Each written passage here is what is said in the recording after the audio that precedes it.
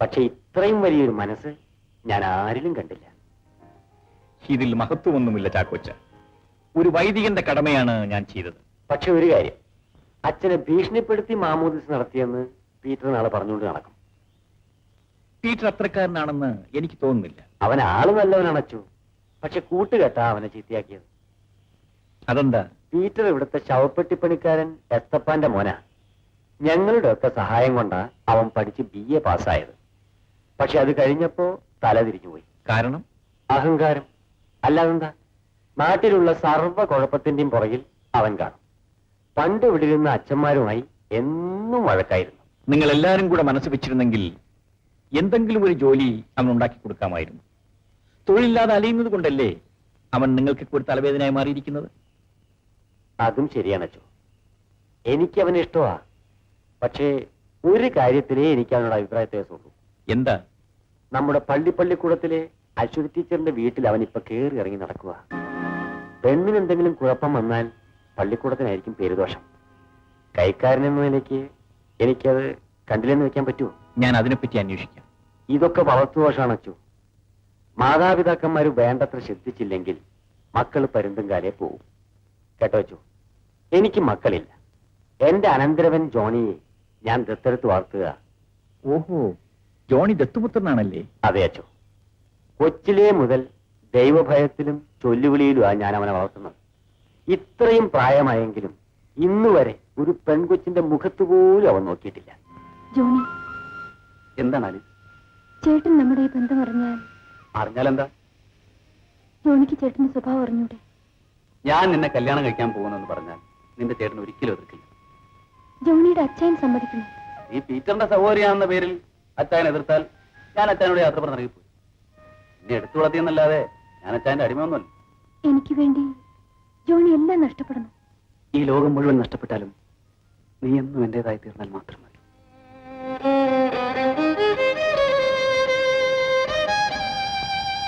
അവളെ ആരാ അറിയാത്തത്? തന്തയില്ലാത്തൊരു കൊച്ചിനെ പറ്റവളല്ലേ? ആന്നേ, നമ്മുടെ മോന് വല്ല കാര്യമുണ്ടോ ആ കൊച്ചിനെ മാമോദിസ മുക്കിക്കാൻ? ടീച്ചർ മുക്കിച്ചോ? അതേ റീത്ത ചേട്ടത്തി പള്ളിമേടെ കയറി വന്ന് അച്ഛനെ ഭീഷണിപ്പെടുത്തി. മാമോദിസ മുക്കി കൊടുത്തില്ലെങ്കിൽ കുത്തി കുടലെടുത്തോളെന്ന് പറഞ്ഞു. ടീച്ചറോ? അതേന്ന്. അച്ഛൻ പാവമല്ലേ, അത് ഞാൻ പേടിച്ച് മാമോദിസ നടത്തി കൊടുത്തു. കേട്ടോടി നിന്റെ മോന്റെ ഗുണവധികാരം. ഇയാള് കള്ളു കുടിച്ചോണ്ട് വന്നിരുന്ന ഏഷണി പറയുക. ഞാൻ എന്തിനാ ഏഷണി പറയുന്നത്? ടീച്ചർ എവിടെ വേണമെങ്കിലും പോയി വഴക്കുണ്ടായിക്കോട്ടെ. പക്ഷെ പള്ളിക്കാരത്തിൽ തൊട്ട് കളിക്കുന്നത് ചീത്തക്കളിയാണെന്ന് പറയാനാ ഞാൻ വന്നത്. തോമാ, എന്റെ മോൻ വരുമ്പോ ഞാൻ ഇക്കാര്യം അവനോട് ചോദിക്കും. നീ പറഞ്ഞത് കള്ളമാണെങ്കിൽ ഞാൻ അവനെ നിന്റെ വീട്ടിലോട്ട് അയക്കും. എന്റെ പൊന്നു ചേട്ടത്തി, ദൈവത്തെ ഓർത്ത് അത് മാത്രം ചെയ്യരുത്. അവൻ വന്നാൽ എന്നെയും കൊന്ന് പെരക്ക് നീ മറ്റേ പോവുള്ളൂ. അപ്പൊ നീ പറഞ്ഞത് കള്ളമല്ലേ? എന്റെ ചുത്തകരിക്ക് ഒരു മണ്ടത്തരം പറഞ്ഞു പോയതാ. അയ്യോ, ടീച്ചർ വരുന്ന തലതെറിച്ചവൻ വരുന്നുണ്ടേ എന്ന് ചോറ് വിളമ്പി കൊടുക്ക. നിങ്ങൾ എന്തിനാ അവനെ ഇങ്ങനെ പ്രാകുന്നത്? എങ്ങനെ പ്രാകാതിരിക്കും? കണ്ണു തെളിയട്ടെ എന്ന് വെച്ച് BA വരെ പഠിച്ചു.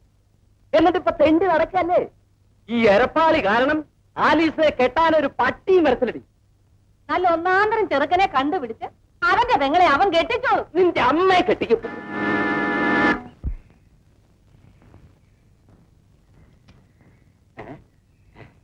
പെണ്ണിന്റെ കണ്ണിനകത്തൊരു ഞെക്കുവിളക്കുണ്ട്, അത് കണ്ണിലടിച്ചാൽ പിന്നെ കാണാ കുടുക്ക് തന്നെ. ഈ പെണ്ണിന്റെ ആ പെണ്ണേതാണെന്നറിയാമോ? ടീച്ചറിന്റെ പെങ്ങളാ. അയ്യോ, ചതിച്ചല്ലോ ഭഗവാനെ.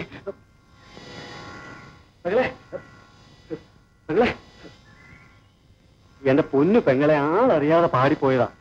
ദയവ് ചെയ്ത് പീറ്ററേട്ടനോട് പറയരുതേ.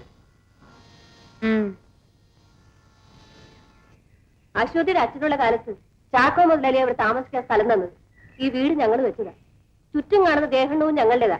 അതൊക്കെ ശരിയായിരിക്കും. പക്ഷെ ഇപ്പൊ ഈ സ്ഥലം ഞാൻ ചാക്കോ മുതലാളിയോട് വിലക്ക് വാങ്ങിയിരിക്കുക. അത് കൈകാര്യം ചെയ്യുന്നല്ലേ നല്ലത്? അച്ചോ, മര്യാദയ്ക്ക് കാര്യം പറഞ്ഞാൽ അവന് മനസ്സിലായി. അതുകൊണ്ട് എനിക്ക് ചെയ്യാവുന്നത് ഞാൻ. അത് ഒരു നല്ല രീതിയല്ല ടീച്ചർ. തെറ്റാണെങ്കിൽ അച്ഛൻ ക്ഷമിക്കുക, ഞാൻ മാറി തന്നെ. അച്ഛന്റെ രീതിക്ക് ഈ പ്രശ്നം പരിഹരിച്ചു. ഉണ്ണി, എന്താ കാര്യം? അച്ചോ, ഞാൻ ചാക്കോ മുതലായിട്ട് വാങ്ങിയ സ്ഥലമാണിത്. എനിക്ക് ഇതിന്റെ ഉടമസ്ഥാവകാശം കിട്ടണം. അതിന് സമ്മതിക്കില്ലെങ്കിൽ എന്നെ കൊണ്ടാവുന്നു ഞാനും നോക്കോളാം.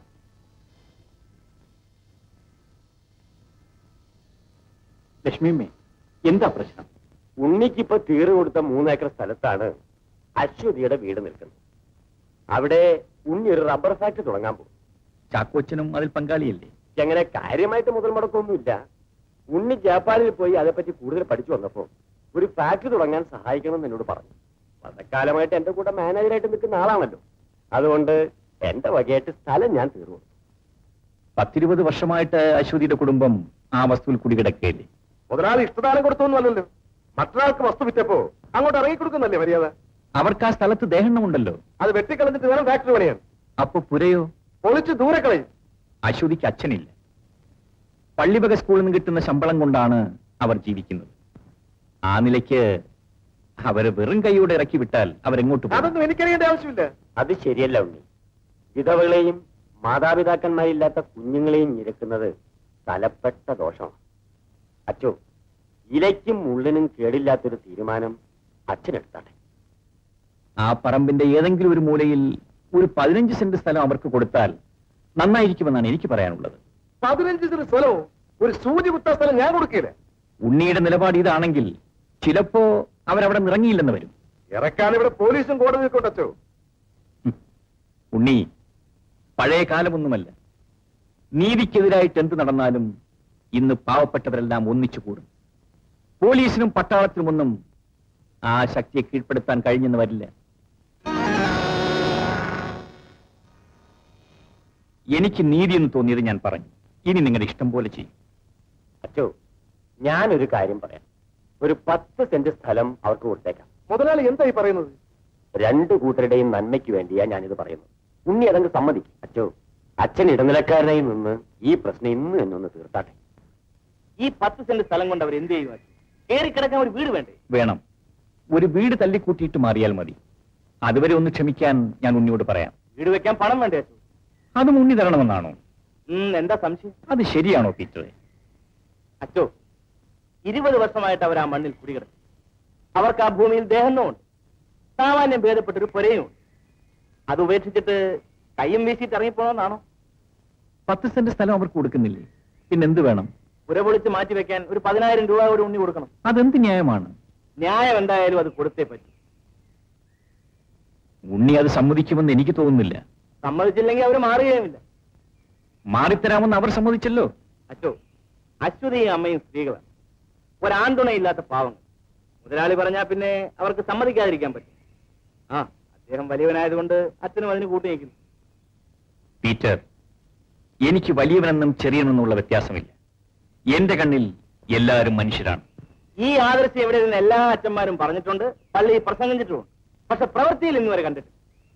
അച്ഛൻ ഒരു കാര്യം, പറഞ്ഞ തുക കിട്ടാതെ അവരവിടെ നിന്ന് മാറുകയുമില്ല. ഞാൻ ജീവിച്ചിരിക്കുന്നിടത്തോളം കാലം ആരും അവരെ മാറ്റുകയും. പിന്നെ അനാവശ്യമായി അച്ഛൻ ഈ കാര്യത്തിൽ ഇടപെട്ടാൽ ഇനി ഈ ലോഹയെ ഞാൻ ബഹുമാനിച്ചത്.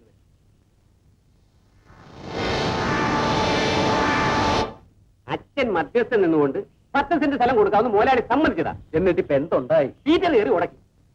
10,000 രൂപ കൂടി മേടിച്ചു കൊടുക്കണമെന്ന് പറഞ്ഞാൽ അത് എന്തൊരു ന്യായമാണ്? ഇവനേരെ ഈ നാട്ടിലെ മൈസ്ട്രേറ്റോ? അത് തന്നെ ഞാനും ചോദിക്കുന്നത്. കപ്പേരെന്താ ഇത്ര കാര്യമായിട്ട് ചോദിക്കുന്നത്? ഞാനൊരു ശവപ്പെട്ടിക്ക് വില ചോദിക്കായിരുന്നു. ആർക്കാ? എനിക്ക് തന്നെ. തനിക്ക് താന്തനാണോ ശവപ്പെട്ടി പഠിക്കുന്നത്? പറഞ്ഞ പോലെ എനിക്കെന്തിന് ഇപ്പൊ ശവപ്പെട്ടി?